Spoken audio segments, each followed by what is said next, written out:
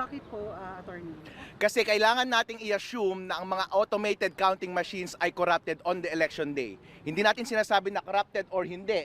Pero bilang isang eksperto ng IT, kailangan lahat i-minimize natin ang lahat ng opening para madaya ang eleksyon.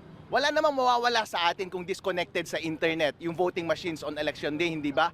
Pero isipin natin mabuti bilang mga Pilipino, kung merong mandaraya sa ating eleksyon ngayong 2025, manggagaling ba sa loob ng gobyerno o hindi?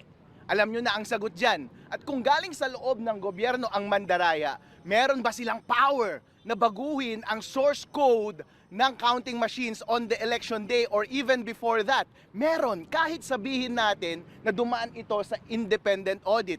Ngayon, kung corrupted ang source code on election day at merong access sa internet, yun na lamang ang tanging paraan para ang isang mandaraya ng eleksyon ay baguhin ang resulta ng mga election returns. Tandaan po natin, habang nagbobotohan po tayo, ang ating automated counting machine ay hindi pinapakita ang live score ng makina na yon sa atin. Saka lang natin malalaman ang score ng makina na yon pagka-print ng election return. Kaya even before pagka-print ng election return, wala dapat access ang kahit na sino ang masamang tao sa makina na yon.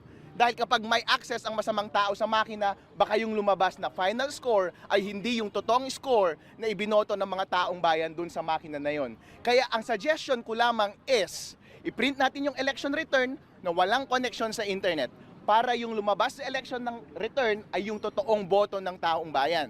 Pag hawak na ng mga watcher yung election return, malamang yung counting machine, pwede mo nang i-connect sa internet at ipasa nyo na yung final score na yon doon sa servers ng COMELEC.